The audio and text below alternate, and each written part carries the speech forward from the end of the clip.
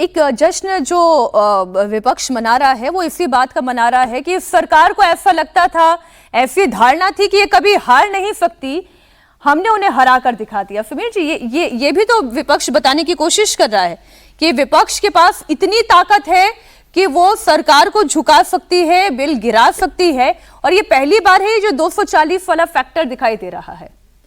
देखिए, सरकार संसद में हारी है, सड़क पर तो अभी नहीं हारी है ना।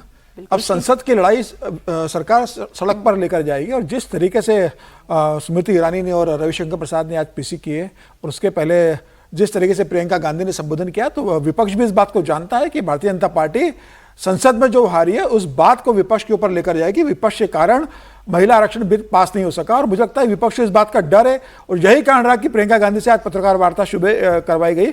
और विपक्ष ये कोशिश करेगा, लेकिन प्रधानमंत्री इस बात को जानते हैं कि भाई हम लोकसभा में तो हार गए, बिल पास नहीं कर पाए, लेकिन जनता की अदालत में तो हमको जीतना है, और इस बात को जनता तक लेकर जाना है। और जमीनी स्तर पर जिस तरीके से भारतीय जनता पार्टी ले जाने में माहिर है, भारतीय जनता पार्टी का जिस तरीके से जमीनी स्तर पर संगठन है, उसको भारतीय जनता पार्टी इस्तेमाल करेगी। प्रधानमंत्री मोदी ने हारने के बाद भी हथियार नहीं डाले, आज देश के नाम संबोधन देंगे तो वो इस बात का जरूर जिक्र करेंगे। और मुझे लगता है कि सिर्फ वो विपक्ष को कोसने या जो बताने के लिए कि विपक्ष के कारण में महिला बिल पास नहीं कर पाया, यहां तक सीमित नहीं रहने वाला है।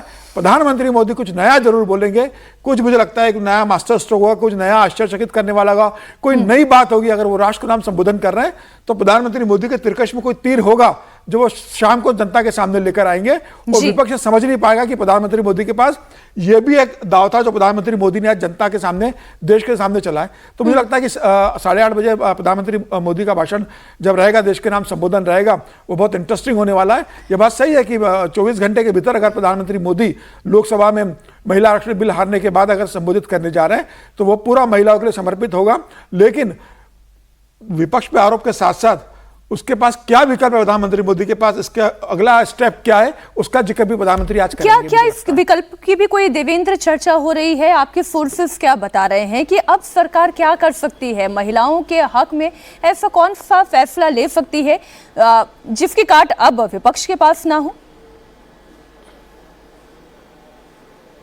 नहीं, आज तो मीनाक्षी ऐसा कुछ भी नहीं होने जा रहा है। और आज तो आप सिर्फ ये देखेंगे कि सुनेंगे कि प्रधानमंत्री नरेंद्र मोदी एक लाइन देंगे और अगले 10 से 15 दिन तक बहुत एग्रेसिवली पंचायत लेवल तक एनडीए नेताओं का ये कार्यक्रम चलेगा। और आज सोर्सेज के द्वारा जो हमें जानकारी मिली, कैबिनेट की बैठक में भी पीएम मोदी ने इस बात पे जोर दिया कि एनडीए का ये कार्यक्रम होना चाहिए और हर पंचायत लेवल तक होना चाहिए कि किस प्रकार से अपोजिशन ने इसको हॉल्ट कर दिया महिलाओं के सशक्तिकरण के लिए केंद्र सरकार जो काम कर रही थी। दूसरी चीज की कल रात जो वीडियो कॉन्फ्रेंसिंग हुई थी, उस वीडियो कॉन्फ्रेंसिंग में बीजेपी के राष्ट्रीय अध्यक्ष ने बीजेपी शासित राज्यों के मुख्यमंत्रियों से कहा कि एक एक दिन का स्पेशल सेशन बुलाया जाना चाहिए अपने अपने विधानमंडल में, क्योंकि इसमें विधानमंडल में भी 33% रिजर्वेशन होना था। और वहां पर अपोजिशन का जो रवैया रहा, जिस प्रकार से इस बिल को गिरा दिया गया, उसके खिलाफ एक निंदा प्रस्ताव पारित होनी चाहिए। बाकी तमाम नुक्कड़ नाटक या यात्राएं, प्रेस कॉन्फ्रेंसेज, ये सारी चीजें तो होगी होंगी। तो 10 से 15 दिन का लगभग बीजेपी का ये अभियान चलेगा। फिलहाल तो यही रहना है और इसी के इर्द गिर्द सारी चीजें होंगी। दूसरी चीज की मीनाक्षी, पहली बार अगर नरेंद्र मोदी सरकार का इस तरह का बिल गिरना 2014 के बाद से अगर आप देखें तो, क्योंकि आमतौर पर होता था कि कई बार कमेटी को भेज दिया जाता था या सरकार कुछ मॉडिफाई कर लेती थी, अमेंड करके फिर सहमति ले लेती थी। इस बिल का गिरना निश्चित तौर पे पॉलिटिकली देखें तो वो अपोजिशन की लिहाज से बूस्ट करने वाला है। अपोजिशन को निश्चित तौर पे अपने कार्यकर्ताओं को वो एक मैसेज देने में सफल रहे, जिसका राजनीति में बहुत महत्व होता है कि हम नरेंद्र मोदी सरकार को पीछे ढकेल सकते हैं, किसी मुद्दे पे बैकफुट पर ढकेल सकते हैं। यह निश्चित तौर पे अपोजिशन की लिहाज से अगर आप देखें तो उसकी एक बड़ी उपलब्धि रही, जिस प्रकार से इस बिल को उन्होंने रोका। पॉलिटिकली मैं उपलब्धि की बात कर रहा हूँ, जनता में निश्चित तौर पर खराब जाएगा, क्योंकि जब बीजेपी के बहुत सारे सवाल इसी रूप में उठने शुरू होंगे तो जिस डिलिमिटेशन के लिए आप 2023 में तैयार थे, अब उस पर ऐतराज है या आगे जब भी होगा डिलिमिटेशन सरकार के द्वारा जो कमीशन बनाया जाएगा उसी के मार्फत होना है, तो ये तर्क ग्राउंड पे बहुत ज्यादा नीचे जाएगा नहीं। बिल्कुल ठीक आप कह रहे हैं। और एक नैरेटिव जो इस वक्त विपक्ष खड़ा करने की कोशिश कर रहा है कि ये बिल अगर पास हो जाता तो डिलिमिटेशन हो जाता, एसटी सीटों का फिर क्या होता, जातिगत जनगणना होने के बाद फिर इसे कराते तो ज्यादा बेहतर होता। ऐसी बहुत सी बातें और कही गई देवेंद्र, जिसमें मैं अगर एससी एसटी के अलावा ओबीसी को भी गिनूं और उसमें भी मुस्लिम तुष्टीकरण की राजनीति जो कि कार्ड अखिलेश यादव की पार्टी के तमाम सांसद खेलते हुए नजर आए, या असदुद्दीन ओवैसी की हम बात कर ले, वो भी खेलते हुए नजर आए, इन सब पर वार तो होगा।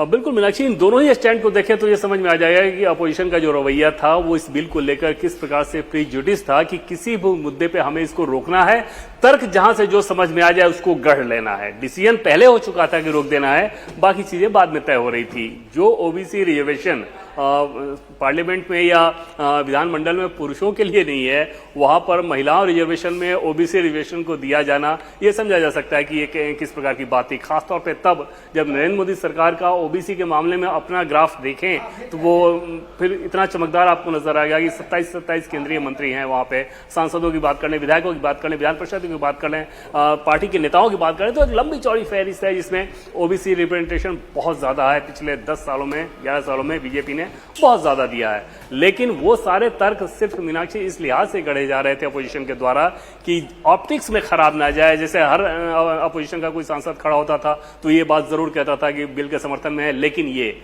अगर ये, किंतु ये, परंतु ये, क्योंकि उनका डिसीजन एकदम से तय था कि हमको सरकार को ये मौका नहीं देना है। और कल जब सरकार के फ्लोर मैनेजर्स बातचीत कर रहे थे अपोजिशन के द्वारा कल भी, तो उस समय जब अपोजिशन के एक बड़े नेता से बात हुई तो उन्होंने सीधे इस साइन मार्क करके कहा कि तीनों ही bill big no big no big no, मतलब वो एकदम से डिसीजन था कि हमें इनको मंजूरी नहीं देना है और सरकार को ये मौका नहीं देना चाहते हैं। जाहिर तौर पे उनके हिसाब से अगर देखें तो अपोजिशन तो अपना ही स्टैंड रखेगा। तो उनको ये समझ में आ रहा था कि सरकार को अगर हमने ये इजाजत दे दी, भले ही सर्वसम्मति से पास हो गया, तो फिर सरकार बहुत ज्यादा अपबीट मूड में जाएगी इस इलेक्शन के दरमियान। वो ये मौका वो भी नहीं देना चाह रहे थे। तो कुल मिलाकर अब नैरेटिव का ही गेम चलना है मीनाक्षी अगले कुछ दिनों तक, और उसमें समझ में आएगा कि जनता को किसने अपनी बात ज्यादा बेहतर समझा दी। बिल्कुल बिल्कुल। एक बड़ी खबर और दे दे दर्शकों को, राहुल गांधी के घर के बाहर बीजेपी इस वक्त प्रदर्शन कर रही है। महिला आरक्षण बिल गिराने के विरोध में बीजेपी का प्रदर्शन हो रहा है। राहुल गांधी के घर के बाहर की तस्वीरें भी हम आपके सामने रखेंगे। इंडिया टीवी संवाददाता शोएब रजा इस वक्त वहां पर मौजूद हैं। आज शोएब, तस्वीरें दिखाएं, वहां पर क्या परिस्थिति है, बताएं।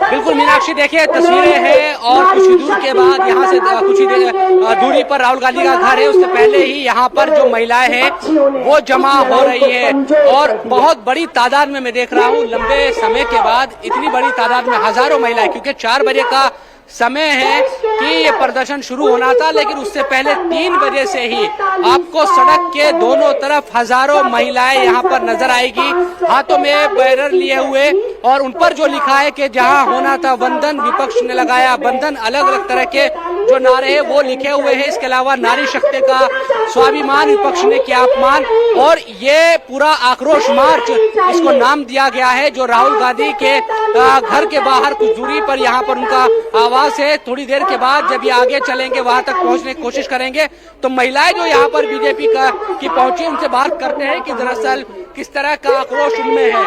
आप लोगों में गुस्सा है विपक्ष के खिलाफ, राहुल गांधी के घर आप जा रहे हैं, और जब से महिला आरक्षण को लेकर रात से आपने देखा टीवी पर, क्या जहन में चल रहा है? राहुल गांधी के, मतलब कांग्रेस के खिलाफ, राहुल गांधी के खिलाफ स्पेशली उन्होंने जो किया महिलाओं के साथ, आधी आबादी के साथ धोखा किया है। मतलब मातृ शक्ति को जो बहनें हर समय भाइयों के कंधे मिलाकर चलती हैं, लेकिन उन्होंने 33% महिलाओं को मिलने वाला था। राहुल गांधी चाहते नहीं कि महिलाएं साथ में खड़ी हों। राहुल गांधी नहीं चाहते कि महिलाओं को साथ में खड़ा हों, इसलिए उन्होंने संशोधन पक्ष में वोट विपक्ष के, मतलब विपक्ष ने मिलके वोट किया ना गलत, कि महिलाएं आगे ना आ जाएं। ईडी जो गठबंधन बनाए ना इनका, वो चाहते नहीं है कि देश की महिलाएं आगे बढ़ें, या संसद में जाएं या पार्लियामेंट, मतलब जहां भी, मतलब वो चाहते ही नहीं है कि महिलाओं को। महिलाएं हैं और भी है, ये बताएं कि आप यहाँ आई है, मैं देख रहा हूँ कि गुस्सा है आप लोगों में बहुत। बिल्कुल बहुत गुस्सा है, हमारा दिल कर रहा है कि हम ऐसा कर दें कि पूछो मत। राहुल गांधी जी ने हम महिलाओं का हक मारा है, जो ये हम बिल्कुल बर्दाश्त नहीं करेंगे। वो लोग कह रहे हैं कि सरकार इसके जरिए अलग तरह का खेल खेल रही थी, महिलाओं को आरक्षण नहीं देना चाहती सरकार, वो तो 2023 में दिया जा चुका, वो ये तमाम बातें कह रहे हैं। आपको क्या समझ आता है? हमें ये समझ आता है उसकी संख्या बढ़नी चाहिए, महिलाओं का हक बिल्कुल नहीं मांगना चाहिए। ये एक बहाना ढूंढ रहे हैं मोदी जी को नीचा दिखाने के लिए। विपक्ष ने लगाया रैली आप लोग निकाल रहे हैं, गुस्सा है आप लोगों में भी जब से रात ये संशोधन गिरा तब से? जितनी भी महिलाएं हैं सब में ही आक्रोश है, क्योंकि इतनी मुश्किल से ये फैसला लिया गया था जो इतने सालों से पेंडिंग पड़ा था। कांग्रेस खुद तो कुछ करती नहीं, अब उनकी जगह जब मोदी जी ने वो ले लिया तो उन्होंने उनके ऊपर आरोप लगाने शुरू कर दिए। पार्टी में से संशोधन कैंसिल करने का क्या मतलब है? इतनी मुश्किल से आया, क्या इससे कांग्रेस की जो महिलाएं हैं या किसी भी पार्टी की, किसी अन्य पार्टी की महिलाएं, क्या उनको कोई फर्क नहीं मिलता? सबको मिलता ना, तो क्यों किया? और है कि यार जो भी महिला आपको दिखाई देगी इस तरह से अपनी ये काली पट्टी बांध कर आई है, बहुत सारी हाथों में ये काली पट्टी है या फिर उसने बांधी हुई है। इसी तरह से सभी महिलाएं, और जहां तक भी आपको कैमरे की नजर से आप देखेंगे बहुत बड़ी तादाद में, हजारों की तादाद में यहाँ पर महिलाएं जमा हुई है। क्या कहना चाहेंगे आप? हमारा जो प्रधानमंत्री नरेंद्र मोदी जी ने महिलाओं को 33% का आरक्षण दिया था और कांग्रेस पार्टी ने उसको पारित नहीं होने दिया, ये बहुत ही दुखद है। ये एक लोकतंत्र में काला अध्याय की तरह लिखा जाएगा, क्योंकि महिलाएं जो कि भारत के अंदर मातृशक्ति को माना जाता है, माता के समान माना जाता है, तो मैं समझती हूँ इसमें राजनीति नहीं होनी चाहिए थी। हर महिला को हक है कि वो राष्ट्र सेवा कर सके, और राष्ट्र सेवा का एक तरीका राजनीति भी है। तो हर महिला को हक है कि वो अपने देश की रणनीति बनाने में, अपने देश को चलाने में अपना सहयोग। शोएब, आप बने रहे हमारे साथ। और जो बीजेपी की महिला कार्यकर्ता हैं वो तो अब आक्रोशित दिखाई दे रही हैं, राहुल गांधी के घर के बाहर पहुंच गई हैं।